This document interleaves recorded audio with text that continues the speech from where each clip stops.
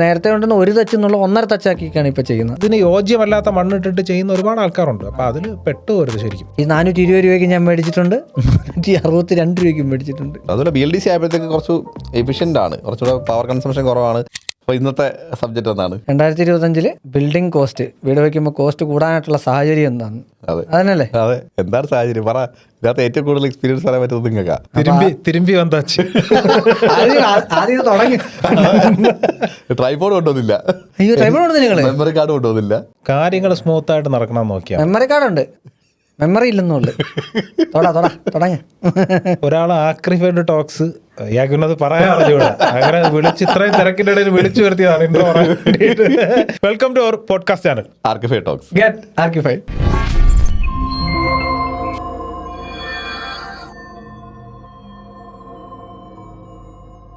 പക്ഷേ ഈ archified talks ഞാനാ പറയുന്നത് എപ്പോഴും, നിങ്ങളല്ല. കണ്ടോ? അതായത് രാസചന്ദ്രാദി തൈലം നല്ലതാ. അല്ല അതിനുശേഷം അത് ഇറങ്ങി, അപ്ഡേറ്റഡ് വർഷം ഇറങ്ങി. ഫരടിക്കകത്ത് വെച്ചേക്കുന്നത് ഇത് ഓഫ് ചെയ്ത്. അപ്പൊ 2025 നമ്മൾ വീട് വെക്കുമ്പോഴത്തേക്കും സ്വാഭാവികമായിട്ടും കോസ്റ്റ് കൂടുമോ എന്ന ആൾക്കാർക്ക് സംശയമുണ്ട്. സംശയം വേണ്ട, കോസ്റ്റ് കൂടും. കാര്യം വർഷങ്ങൾ മുന്നോട്ടാണല്ലോ പോകുന്നത്. അപ്പോൾ ഓരോ പ്രാവശ്യം 2018 വീട് വെച്ചാൽ ഭാഗ്യവാൻ എന്നാണ് പറയുന്നത്. കാര്യം അവന് 7 വർഷം മുമ്പ് വീട് പണിത് തീർന്നല്ലോ. അതുപോലെ വർഷാവർഷം സ്വാഭാവികമായിട്ടും കോസ്റ്റ് കൂടും. ഏറ്റവും കൂടുതൽ വരുന്നത് എനിക്ക് ലേബർ കോസ്റ്റ് അല്ലേ? എല്ലാ വർഷവും നല്ലൊരു ചേഞ്ച് വരുന്ന ഒരു കാര്യമാണ് ലേബർ കോസ്റ്റ്. പക്ഷേ 2025 എനിക്ക് തോന്നുന്ന ഏറ്റവും കൂടുതൽ മെറ്റീരിയൽ കോസ്റ്റ് ആണ്. കാര്യം ഇപ്പോൾ ഈ സ്റ്റാർട്ടിങ്ങിൽ തന്നെ നമുക്ക് ഇതിന്റെ റോ മെറ്റീരിയൽ ആയിട്ടുള്ള കോറികളിൽ പാറയ്ക്ക് അത്യാവശ്യം നല്ലൊരു റേറ്റ് ചേഞ്ച് വന്നിട്ടുണ്ട്. പെർ ലോഡ് എനിക്ക് തോന്നുന്നു ഒരു 400 എബോ ഒക്കെ വ്യത്യാസം വന്നിട്ടുണ്ട്. അപ്പൊ അതിന് സ്വാഭാവികമായിട്ടും വ്യത്യാസം വരുമ്പോൾ അതുമായിട്ട് റിലേറ്റ് ചെയ്തിട്ടുള്ള എല്ലാ മെറ്റീരിയൽസിനകത്തും സബ്സ്റ്റിറ്റ്യൂട്ടുകൾ ഉണ്ടല്ലോ. അതെ, അതുകൊണ്ട് അങ്ങനെ കുറച്ച് വ്യത്യാസങ്ങൾ വരും. പിന്നെ അതായത് എല്ലാ കൊല്ലവും 7% വെച്ച് ഏത് ബിൽഡിംഗ് മെറ്റീരിയൽസിനും റേറ്റ് അവർ കൂട്ടുന്നുണ്ട് നോർമലി. അതിപ്പോ ടൈലായിക്കോട്ടെ, ടൈലിന് കുറഞ്ഞ വരുന്നത് 7% അല്ല, അതിൽ കൂടുതൽ സിമന്റ് കേസിൽ ഇപ്പോൾ വരുവാണെങ്കിൽ കഴിഞ്ഞ ഒറ്റ ആഴ്ചയിൽ ഏകദേശം ഒരു ബാഗിന് ഏകദേശം 60 രൂപയ്ക്ക് മുകളിൽ റേറ്റ് വ്യത്യാസം വന്നിട്ടുണ്ട്. ഒരു ബാഗിന് അല്ല, ഇപ്പൊ ഒരു ബാഗിന് എത്ര റേറ്റ് വരുന്നത്? ഇപ്പം നമുക്ക് പല ബ്രാൻഡുകളാണ്. ഇപ്പൊ നമുക്ക് രാംകോ ഒക്കെ വരുവാണെങ്കിൽ ഇപ്പൊ ഒരു 380, 390 രൂപയൊക്കെ ആയിട്ടുണ്ട്. അതെ, 315, 320 കിടന്ന ഇതിൽ കൂടിയ സമയങ്ങളുണ്ട്. അതായത് ഞാൻ വീട് വെച്ച സമയത്ത് ഫസ്റ്റ് കോൺക്രീറ്റ് ചെയ്ത സമയത്ത് എനിക്ക് എപ്പോഴും വാങ്ങിക്കുന്ന അൾട്രാടെക് ഈ 420 രൂപയ്ക്ക് ഞാൻ മേടിച്ചിട്ടുണ്ട്, 462 രൂപയ്ക്ക് മേടിച്ചിട്ടുണ്ട്. അതായത് രണ്ടാമത്തെ നില വറക്കുന്ന സമയത്ത് 462 ആയിരുന്നു. പിന്നീട് അത് കുറഞ്ഞു, ഇപ്പൊ കുറഞ്ഞു നിൽക്കും. കുറച്ച് നാൾ മുന്നേ വരെ ഏറ്റവും കുറഞ്ഞൊരു ലെവലിലായിരുന്നു അതിന്റെ റേറ്റ് ഉണ്ടായിരുന്നത്. അപ്പൊ ഒരു 500 റേഞ്ചിലൊക്കെ നമ്മൾ കണ്ടിട്ടുണ്ട് സിമെന്റിന്റെ കാര്യത്തിൽ. അപ്പൊ നമുക്കൊരു എക്സ്പെക്ടേഷനിൽ താഴെ നിൽക്കുന്ന ഒരു റേറ്റ് ആണ് അപ്പൊ സിമെന്റിന്റെ കാര്യത്തിൽ. അപ്പൊ അതൊരു മാനേജബിൾ കോസ്റ്റ് ആയിട്ട് നമുക്ക് തീർച്ചയായിട്ടും നമ്മൾ ഏറ്റവും പീക്ക് കണ്ട ലെവലിൽ താഴെയാണ് ഇപ്പൊ നിൽക്കുന്നത്. അപ്പൊ അതുകൊണ്ടൊരു സ്റ്റീലിന്റെ കാര്യത്തിൽ വ്യത്യാസം വന്നിട്ടുണ്ട്. സ്റ്റീല് പിന്നെ അതും കൺസിസ്റ്റന്റ് ആയിട്ട് കൂടുന്ന ഒരു സാധനമാണ്. ഇടയ്ക്കൊന്ന് കുറഞ്ഞായിരുന്നു. ഇടയ്ക്ക് കുറയെന്ന് വെച്ചാൽ ഈ പറഞ്ഞാൽ ഇറക്കുമതി ആ ഒരു സാധനമൊക്കെ വരുമ്പോഴത്തേക്കാണ് അതിനൊരു കുറവ് വരും. ഈ പറഞ്ഞ സാധനങ്ങളൊക്കെ അങ്ങനെ ഒരു ഫ്ലക്ച്വേഷൻ ഉള്ളതാണ്. പക്ഷെ കട്ട ഒരിക്കലും എനിക്ക് തോന്നുന്നില്ല സിമെന്റിന്റെ കൂടുവും കുറവും അനുസരിച്ചിട്ടല്ല കട്ടയുടെ വില അവർ നിശ്ചയിക്കുന്നത്. കട്ട അങ്ങനെയുള്ള സാധനങ്ങൾ നിശ്ചിതമായിട്ട് കൂട്ടാനേ പറ്റുള്ളൂ. അല്ല, നിലവിൽ സിമെന്റും ഈ പറഞ്ഞ നേരത്തെ വരുന്ന ആ ഒരു റോക്കിനകത്തും വരുന്ന വ്യത്യാസം കൃത്യമായിട്ട് ഈ സോളിഡ് ബ്ലോക്കിനെ ബാധിക്കുന്നുണ്ട്. വരുന്ന സമയത്ത് പ്രശ്നമില്ല. അതാ പറഞ്ഞത്, ഇത് കുറയത്തില്ല, മറ്റേത് കുറയും, ഇത് കുറയല്ല. അതുകൊണ്ട് തന്നെ ആ കുറവ് ഇതിനകത്ത് നമുക്ക് റിഫ്ലക്ട് ചെയ്യത്തില്ല, കൂടുതൽ റിഫ്ലക്ട് ചെയ്യും. അതെ ശരി. ഒരു റോ മെറ്റീരിയലിന്റെ കോസ്റ്റ് കുറഞ്ഞാൽ അതൊരിക്കലും ഒരു ഫൈനൽ പ്രോഡക്റ്റിനകത്ത് റേറ്റിൽ കുറയ്ക്കത്തില്ല. ഇതിന്റെ റേറ്റ് കൂടുന്ന സമയത്ത് റേറ്റ് കൂട്ടി വെക്കും. അത് ഏത് സെഗ്മെന്റ് ആയാലും. കല്ലിന് ഇപ്പൊ എത്ര വിലയുണ്ട്? മീൻസ് സാധാ സിമെന്റ് കല്ലിന്റെ കാര്യം ഞാൻ ചോദിക്കാം. നമുക്ക് ഒരു 6 ഇഞ്ച് ബ്ലോക്ക് ആണെന്നുണ്ടെങ്കിൽ നമുക്കൊരു 45 രൂപയ്ക്ക്. അതെ, ഇപ്പൊ നിങ്ങൾ പറയുന്ന ഈ എംബ്രിക് ഒക്കെ ആ സമയത്ത് ഇപ്പോഴും 35 ആണ് റേറ്റ് വരുന്നത്. അത് 10 രൂപയുടെ ഡിഫറൻസ് ഉണ്ട്. എംബ്രിക്കിന് ഒരു ചെറിയ ഒരു സംഗതി എന്താന്ന് വെച്ചാൽ, ഒന്ന് ഇത് തുടങ്ങിയതിന് ശേഷം ഈ പറഞ്ഞ ആൾക്കാർ ഒരുപാട് ആൾക്കാർ ഇതിന്റെ പരിപാടി സ്റ്റാർട്ട് ചെയ്തു. അതെ, ശ്രദ്ധിച്ചറിയാം. ഇത് പെരുമ്പാവൂരുള്ള ഒരു പുള്ളിയാണ് ഇതിന്റെ മെഷീൻ സപ്ലൈ ചെയ്യുന്നത്.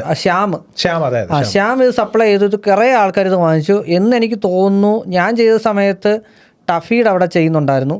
അങ്ങനെ ഒരു 3-4 പേരേ ഉള്ളൂ. ഇന്ന് ആ സ്ഥാനത്ത് അതിന്റെ 10 ഇരട്ടിയിലോട്ടായി. അപ്പൊ എന്താ വെച്ചാൽ കമ്പീറ്റ് ചെയ്യാനായിട്ട് എന്ത് ചെയ്തു, ഇവര് റേറ്റ് പലതും അഡ്ജസ്റ്റ് ചെയ്യാൻ തുടങ്ങി. അപ്പൊ അന്നേരം ആൾക്കാർക്ക് ഗുണമാണ്. 10-30 നിങ്ങൾ പറഞ്ഞ പോലെ 35 രൂപയ്ക്കാണ്, പക്ഷേ സിമെന്റ് ബ്ലോക്കിന് വില കൂടി. പക്ഷേ ഇതിനകത്ത് നല്ലൊരു ഹ്യൂജ് കോസ്റ്റ് ആണ്. നമ്മൾ ഈ മഡ് ബ്ലോക്കിന്റെ കാര്യം പറയുന്ന സമയത്ത് പല ആളുകളും അറിയാവുന്ന ഒരു സാധനമുണ്ട്. ഇതിന്റെ ആ ഒരു ക്വാളിറ്റി അല്ലെങ്കിൽ ആ സ്ട്രെങ്ത് എന്ന് പറയുന്നത് നമ്മുടെ ആ ഒരു എന്താണ് മിക്സ് തന്നെയാണ്, ആ കിട്ടുന്ന മണ്ണാണ്, മണ്ണിന്റെ ഘടന. അതെ. പക്ഷേ ഇപ്പൊ പലപ്പോഴും ഇതിന്റെ ഒരു അവൈലബിലിറ്റിയുടെ പ്രശ്നം അല്ലെങ്കിൽ ക്വാളിറ്റിയുള്ള മണ്ണ് ഇല്ലാണ്ട് അല്ലാതെ കിട്ടുന്ന, അതായത് ഇതിന് യോജ്യമല്ലാത്ത മണ്ണ് ഇട്ടിട്ട് ചെയ്യുന്ന ഒരുപാട് ആൾക്കാരുണ്ട്. അപ്പൊ അതിൽ പെട്ടുപോരുത് ശരിക്കും. ഇതിന്റെ ക്വാളിറ്റി പ്രോപ്പറായിട്ട് ചെക്ക് ചെയ്യാനുള്ള ഒരു നമുക്ക് ടെസ്റ്റ് ചെയ്യാൻ ഏത് ലാബിലും അല്ല ഏത് നമ്മുടെ എഞ്ചിനീയറിംഗ് കോളേജിൽ കൊണ്ടുപോയി നമ്മൾ ടെസ്റ്റ് ചെയ്യും. അതൊരു ഇഷ്യൂ അല്ല. അതിപ്പോ ആ ഫേം തരുന്ന സർട്ടിഫിക്കറ്റ് നമ്മൾ നോക്കേണ്ട കാര്യമില്ല. അവരതിപ്പോ അത്രയും ക്വാളിറ്റിയിൽ അടിച്ചിട്ട് ഒരു 4-5 പീസ് കൊണ്ടുപോയി ടെസ്റ്റ് ചെയ്ത് അതിന്റെ റിസൾട്ട് പാസ്സാക്കും. നമ്മൾ അവിടെ നിന്ന് കൊണ്ടുവന്നിട്ട് അതിൽ നിന്ന് കുറച്ച് ബ്രിക്സ് എടുത്തിട്ട് പോട്ടെ. അത് നമുക്ക് ഏതും ടെസ്റ്റ് ചെയ്യാം. ചുടുകല്ല് ടെസ്റ്റ് ചെയ്യാൻ പറ്റും, കണ്ണൂർ കല്ല് ഏതാണെങ്കിലും അതിന്റെ സ്ട്രെങ്ത് ചെക്ക് ചെയ്യാൻ പറ്റും. കമ്പിയുടെ കാര്യത്തിൽ ഇപ്പൊ റേറ്റ് നിലവിൽ മാർക്കറ്റ് കോസ്റ്റ് ഏകദേശം 68 രൂപ പോലൊക്കെ അത്യാവശ്യം നല്ല കമ്പികളാണ്. വൈശാഖ്, കൈരളി, അതുപോലുള്ള ഇതൊക്കെ തന്നെ സെക്കൻഡറി സ്റ്റീൽ അല്ലേ ഇപ്പൊ സെക്കൻഡറി സ്റ്റീലാണ്. വൈശാഖ പ്രൈമറി ആണ്. പ്രൈമറി ആണോ? വൈശാഖ പ്രൈമറി സ്റ്റീലാണ്. പിന്നെ അതായത് ടാറ്റ, JSW, വൈശാഖ്, പിന്നെ കാമാച്ചി, ഈ 4 ഒരു പ്രൈമറി സ്റ്റീൽ കൊടുക്കുന്നത്. ഓക്കെ. അതിനുശേഷമുള്ള നിങ്ങൾ ഈ ബാക്കി പറഞ്ഞെല്ലാം സെക്കൻഡറി സ്റ്റീൽ വരുന്നത്. അത് എനിക്ക് തോന്നുന്നു 100 വരെ പോയിട്ടുണ്ട് അല്ലേ? ഇപ്പം കഴിഞ്ഞ ദിവസം സാധാരണ ഗോൾഡൊക്കെ സ്റ്റീലിന്റെയും ഈ പറഞ്ഞ പോലെ ഇന്ധന വില പോലെ അങ്ങനെ ഈ നമ്മൾ കുറച്ച് മുന്നേ പറഞ്ഞ പോലെ ഫ്ലക്ച്വേഷൻ വരുന്ന സാധനങ്ങളാണ് സ്റ്റീൽ. അതിന്റെ ഖനനം അനുസരിച്ചും അതിന്റെ അവൈലബിലിറ്റി അനുസരിച്ചും ഏറെയും കുറഞ്ഞു ഇരിക്കും. എന്നാലും ഇപ്പോൾ 100 വരെയൊക്കെ നമ്മൾ 2024 കണ്ടു അല്ലേ? അതെ. അപ്പോൾ അപ്പോഴും ഒരു റീസണബിൾ പ്രൈസ് ആണ് ഇപ്പം 25 എത്തിക്കുമ്പോഴും കമ്പിയുടെ കാര്യത്തിൽ പറയുമ്പോൾ.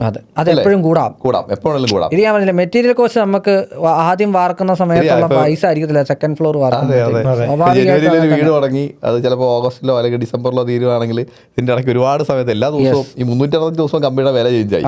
അല്ല അതിനേക്കാൾ നമുക്ക് അതൊക്കെ മാനേജബിളാണ്. പക്ഷേ ഈ പറഞ്ഞൊക്കെ മാനേജബിളാണ്. പക്ഷേ ഈ കട്ടയിലോട്ടൊക്കെ വരുമ്പോഴത്തേക്കും നമുക്ക് മാനേജ് ചെയ്യാൻ പറ്റാത്ത സാഹചര്യം. കട്ട തൊട്ട് മുന്നോട്ട്, അതായത് കട്ട, അതുപോലെ ഡോറിന്റെ കോസ്റ്റ് എന്തായി. നമ്മൾ ഞാൻ എടുക്കുന്ന സമയത്ത് 45,000 രൂപയ്ക്ക് നല്ല ഡോർ കിട്ടിക്കൊണ്ടിരുന്നതാണ്. ഏത് സ്റ്റീൽ ഡോർ. സ്റ്റീൽ ഡോർ ഇപ്പം ടാറ്റയുടെ ഷീറ്റിന് അത്യാവശ്യം നല്ല റേറ്റ്. ഷീറ്റ് ഭയങ്കര റേറ്റാ. ടാറ്റയുടെ കേസ് എന്ന് പറഞ്ഞാൽ ഇപ്പോൾ ഒറ്റവാക്കി പറഞ്ഞു കഴിഞ്ഞാൽ, നിങ്ങൾ വണ്ടിയൊക്കെ ചെയ്യുന്ന ആളല്ലേ, പെട്ടെന്ന് പറയാം, ഏറ്റവും ബെസ്റ്റ് പ്രോഡക്റ്റ്, ഏറ്റവും വേസ്റ്റ് സർവീസ്. ഒറ്റവാക്കി പറഞ്ഞു കഴിഞ്ഞാൽ സീരിയസ്ലി കേട്ടിട്ട് പറഞ്ഞാൽ ടാറ്റയുടെ എല്ലാ പ്രൊഡക്റ്റും അങ്ങനെ തന്നെ. ടാറ്റയുടെ AC അടക്കം നോക്കിക്കോ, ഏറ്റവും നല്ല പ്രൊഡക്റ്റ് വരും, ഏറ്റവും നല്ല പ്രൊഡക്റ്റ്. പക്ഷേ ഇതിനൊന്നും കൃത്യമായിട്ടുള്ള പ്രോപ്പറായിട്ടുള്ള സർവീസ് ഇല്ല. അതൊരു പ്രശ്നമുണ്ട്. അല്ല ഈ പ്രൊഡക്റ്റ് വെച്ച് നോക്കിക്കഴിഞ്ഞാൽ ബെസ്റ്റ് പ്രോഡക്റ്റ് ആണ്, ഒന്നും പറയാനില്ല. അല്ല, നിങ്ങൾക്ക് തർക്കിക്കാനുണ്ടല്ലോ. പക്ഷേ ഇയാൾക്ക് സന്തോഷിക്കാൻ വകുപ്പുണ്ട്. വില കൂടാത്തൊരു സാധനം തടി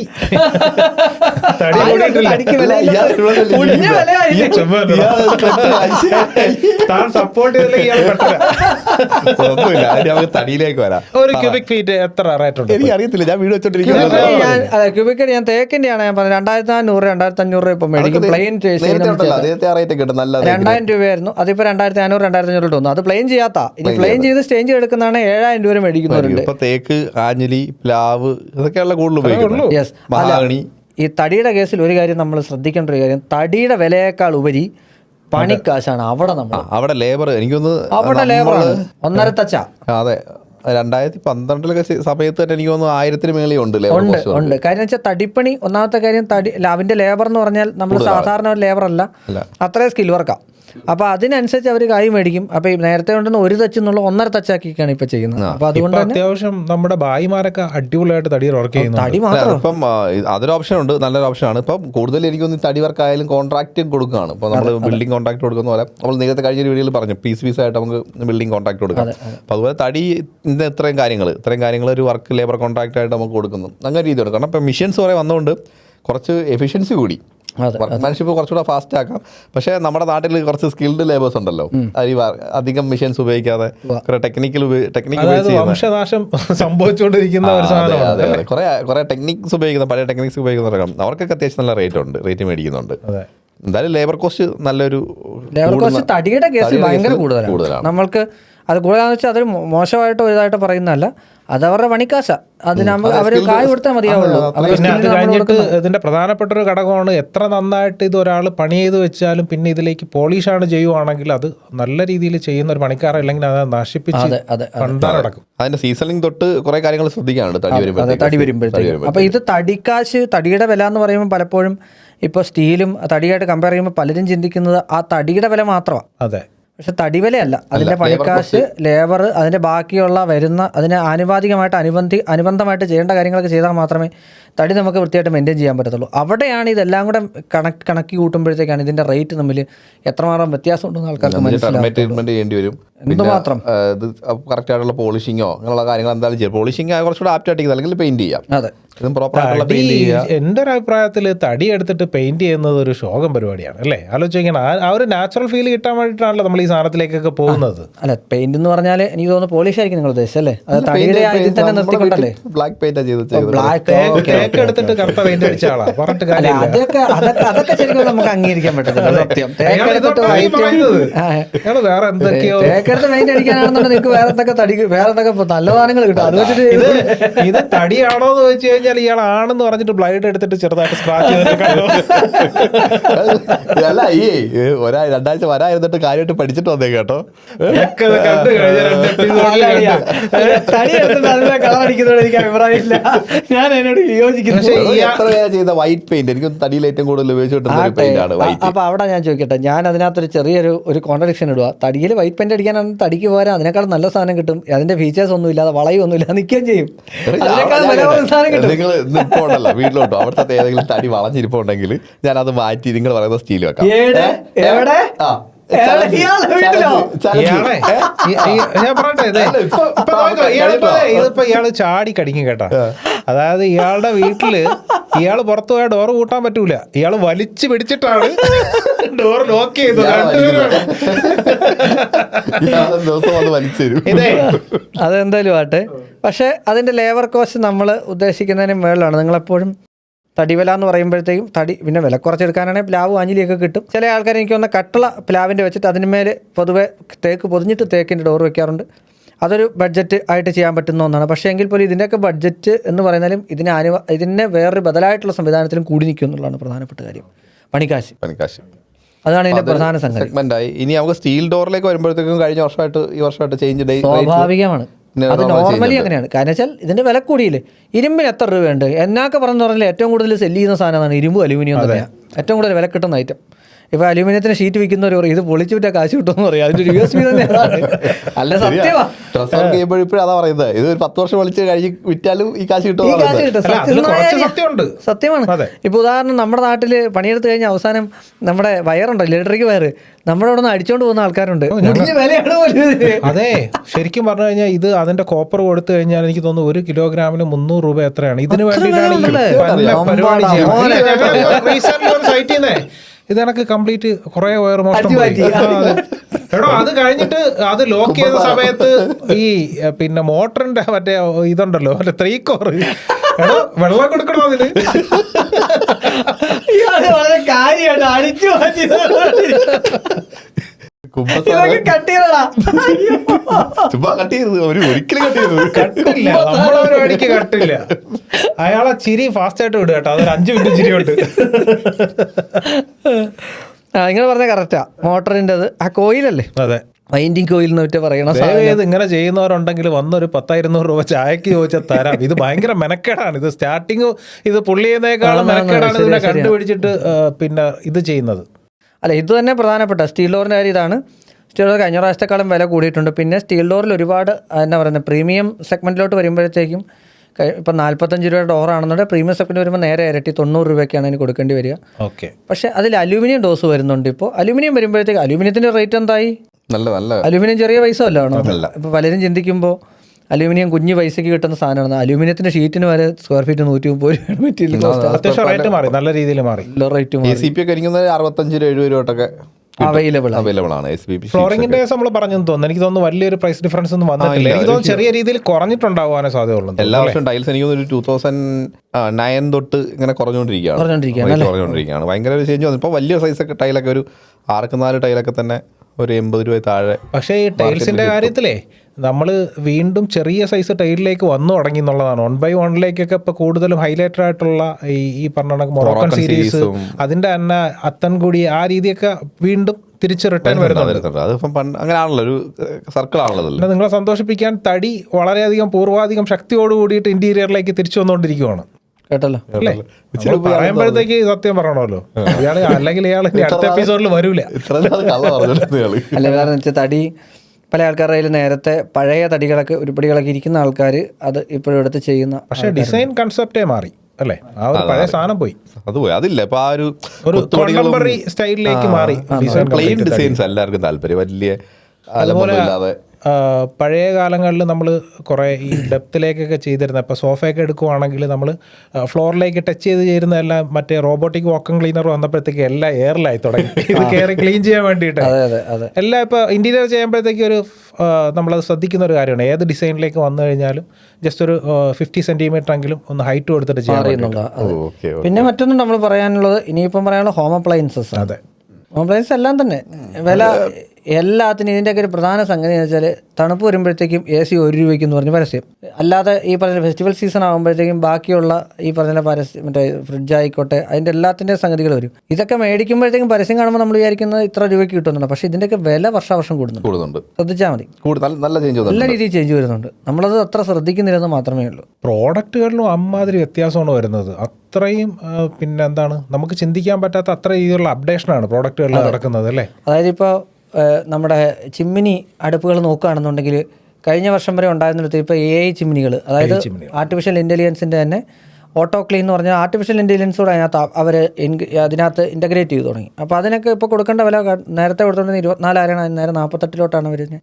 അതെ, അതുപോലെ VLDC മോട്ടോഴ്സ് ഇപ്പോൾ വന്നു തുടങ്ങി നല്ല രീതിയിൽ. VLDC മോട്ടോഴ്സ് കാരണം എല്ലാവർക്കും ഈ ചിമ്മിന് മേടിച്ച് വെച്ചിട്ട് ഉപയോഗിക്കാതിരിക്കുക എന്നുള്ളതാണ് ഇതിൻ്റെ രീതി, പൊതുവെയുള്ള രീതി. പക്ഷേ അത് നല്ല രീതിയിൽ ഉപയോഗിക്കാൻ വേണ്ടിയിട്ട് VLDC മോട്ടോഴ്സ് ആകുമ്പോൾ 24 വാട്ട്സ്, 16, 32 അങ്ങനെ ചെറിയ ചെറിയ വോൾട്ടേജ് മാത്രമേ വരുന്നുള്ളൂ. സെക്ഷൻ വേരിയേഷൻ വന്നു. 1200 തുടങ്ങിയ സാധനം ഇപ്പോൾ 1600, 1800 ഒക്കെ സെക്ഷൻസ് കൊടുക്കുന്നുണ്ട്. അതുപോലെ VLDC ആയപ്പോഴത്തേക്ക് കുറച്ച് എഫിഷ്യൻ്റ് ആണ്, കുറച്ചുകൂടെ പവർ കൺസംഷൻ കുറവാണ്, കറക്റ്റായിട്ട് യൂസ് ചെയ്യാം. അതുപോലെ നമുക്ക് പ്രോപ്പറായിട്ട് ഒരു ഹീറ്റ് സെൻസറൊക്കെ ഉപയോഗിച്ച് തുടങ്ങി. അപ്പോൾ ചെറിയ ഹീറ്റ് വന്നാൽ തന്നെ ഓട്ടോമാറ്റിക്കായിട്ട് സെൻസ് ചെയ്ത് വർക്ക് ചെയ്തോളും. അങ്ങനെ കുറേ ചേഞ്ചസ് വന്നു ആ ചിമ്മിനിയുടെ. നമ്മളെ പ്രധാനപ്പെട്ട കാര്യങ്ങളാണ് ഇതിൻ്റെ ലേബർ. നമ്മൾ ആദ്യം പറഞ്ഞു, അതിനകത്ത് ചെറിയൊരു വേരിയേഷൻസ് വന്നിട്ടുണ്ട്. ഇനി ഫേമുകളിലേക്ക് പോകുമ്പോൾ ആണെങ്കിൽ കോൺട്രാക്ട് റേറ്റിൽ സ്ക്വയർ ഫീറ്റിന് 100-200 രൂപ വെച്ചിട്ട് വ്യത്യാസം വന്നിട്ടുണ്ട്. അത് പലരും ചോദിക്കുന്ന ഒരു സാധനം. ഈ കോൺട്രാക്ട് റേറ്റ് എന്ന് പറയുമ്പോഴത്തേക്കും പലപ്പോഴും പലർക്കും നമ്മളൊരു കൺഫ്യൂഷൻ ഉള്ളതെന്ന് വെച്ചാൽ ഇത് എത്ര രൂപ, 1800 രൂപയ്ക്ക് ചെയ്ത് കൊടുക്കുന്നവരുണ്ട്. ഇപ്പം അടുത്ത സമയത്ത് ഞാൻ ഒരു വീഡിയോ കണ്ടിട്ടുണ്ട് കേട്ടോ, പുതിയൊരു ഇൻഫ്ലുവൻസർ ആണെന്ന് തോന്നുന്നു, യൂട്യൂബിൽ കണ്ടതാണ്. അപ്പോൾ പുള്ളി കോൺട്രാക്ട് റേറ്റ് എന്ന് പറയുന്ന മണ്ടത്തരം, സ്ക്വയർ ഫീറ്റ് റേറ്റ് എന്ന് പറയുന്ന ഒരു മണ്ടത്തരം എന്ന് പറഞ്ഞിട്ടാണ് അതിൻ്റെ ടൈറ്റിൽ. സ്വാഭാവികമായിട്ട് നമ്മൾ പലപ്പോഴും പറഞ്ഞിട്ടുള്ളതാണ്, ഒരു വീട് കാണുന്നതിന് മുമ്പ് അല്ലെങ്കിൽ പ്ലാൻ ആവുന്നതിന് മുമ്പൊക്കെ സ്ക്വയർ ഫീറ്റ് റേറ്റ് എങ്ങനെ പറയുന്നു. പക്ഷേ പുള്ളി അതിനകത്ത് കുറേ കാര്യങ്ങൾ പറഞ്ഞിട്ട് സ്ക്വയർ ഫീറ്റിന് റേറ്റ് പറയരുത്, അതായത് ഒരു വീട് ഇത്ര രൂപയ്ക്ക് ചെയ്യാമെന്ന് പറയരുതെന്ന്. അപ്പോൾ ഞാൻ ചെയ്തെന്താ പുതിയ സംഭവം എന്ന് പറഞ്ഞത് കണ്ടു വന്നപ്പോഴത്തേക്ക് പുള്ളി പറയുന്നതെന്ന് പറഞ്ഞാൽ, ഞാൻ ആദ്യം ഇതിൻ്റെ എല്ലാത്തിൻ്റെ റേറ്റ് എടുക്കും, റേറ്റ് എടുത്തതിന് ശേഷം ഇത് മൊത്തത്തിൽ കൂട്ടിയിട്ട് ഇത്ര രൂപയാണെന്ന് പറയും.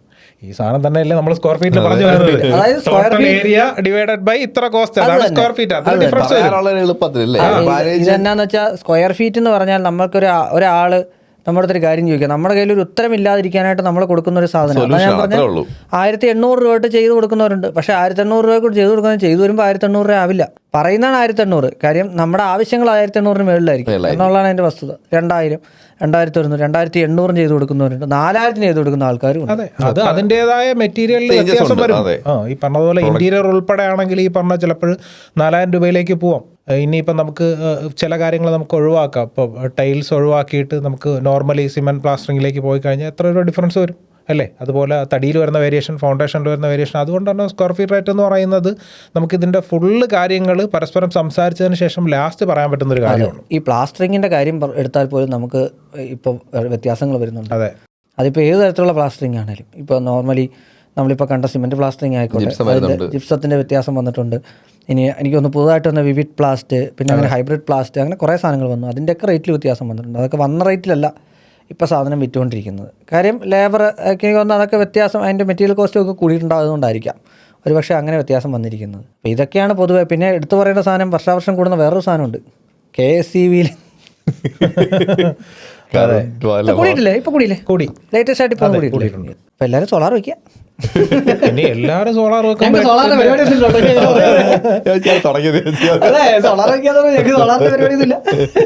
ചേട്ടൻ ചെയ്യുന്നുണ്ടോ സോളാർ? അപ്പൊ ഇത്രേ ഉള്ളൂ അല്ലേ ബേസിക് ആയിട്ട് കുറെ കാര്യങ്ങൾ അപ്പോൾ എല്ലാ കൂടുന്നുണ്ടോ എന്ന് ചോദിച്ചാൽ ഒറ്റയടിക്ക് കൂടുന്നുണ്ട്. കൂടുന്നുണ്ട്. അന്നേരം എല്ലാ പ്രോഡക്റ്റ്, പക്ഷേ നമ്മൾ 2024 കണ്ട കോസ്റ്റിൽ തന്നെ പല പ്രോഡക്റ്റും നിൽക്കുന്നുണ്ട്, അവർ ആ ഒരു ബ്രാക്കറ്റിൽ നിൽക്കുന്നുണ്ട് എന്നാണ് സത്യം. അപ്പോൾ ഒരു ചെറിയൊരു പെർസെൻറ്റേജ് എന്തായാലും എക്സ്പെക്ട് ചെയ്യണം, ഒരു 5 to 7% എന്തായാലും തീർച്ചയായിട്ടും ഒരു മാർക്കറ്റ് ഇൻഫ്ലേഷൻ്റെ ഭാഗമായിട്ട് തീർച്ചയായിട്ടും നമ്മളെല്ലാവരും എക്സ്പെക്ട് ചെയ്യണം വീട് പണിയിൽ. പിന്നെ ഇതൊക്കെ എപ്പോഴും എടുത്തു പറയുമ്പോഴത്തേക്കും പല ആൾക്കാരും ഒരു വീട് വയ്ക്കുന്ന സമയത്ത് അവർ അതിൻ്റെ ഒരു ഡ്യൂറേഷൻ എന്നുള്ളത് 2-3 വർഷത്തിലോട്ട് പോകുന്നത് കാണാറുണ്ട്. ചില സാങ്കേതിക പ്രശ്നങ്ങൾ മൂലം, സാമ്പത്തികമായിരിക്കാം, പലതുണ്ടാകും.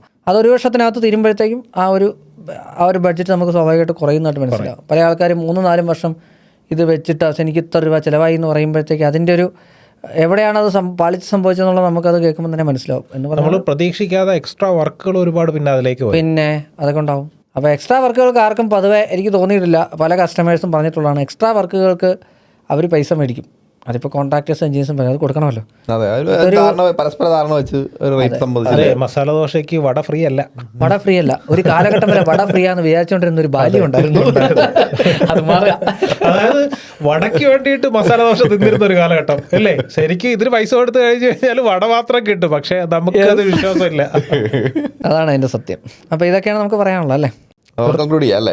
കൺക്ലൂഡ് ചെയ്യാം. ഒരു 5 to 7% ഇൻഫ്ലേഷൻ്റെ ഭാഗമായിട്ടുള്ള റേറ്റ് ചേഞ്ച് നമുക്ക് കൊണ്ടുവന്ന് പറഞ്ഞു. അത്രയ്ക്കാണ് ഇതിനകത്ത് വരുന്ന ഒരു എല്ലാ വർഷവും സംഭവിക്കുന്ന കാര്യങ്ങളാണ്. പ്രത്യേകിച്ച് ലേബർ കോസ്റ്റിൽ എല്ലാ വർഷവും കറക്റ്റ് ആയിട്ടുള്ള ചേഞ്ച് വന്നുകൊണ്ടിരിക്കുന്നുണ്ട്. അതായത് കുറഞ്ഞിട്ട് വീട് പണിയാമെന്ന് പറഞ്ഞ് വെയിറ്റ് ചെയ്യണ്ട, കുറയില്ല. എത്ര പെട്ടെന്ന് ചെയ്യുക അത്രയും നല്ലത്. ഇപ്പോൾ വി ആർ സൈനിങ് ഓഫ്. ആക്കിഫ ടോക്സ് ആരായിരുന്നു പറയണ്ടേ? ഫുള്ള് പോയി വിട്ടതാ. അത് ഞാനല്ല, പുള്ളിയാ പറയുന്നത്.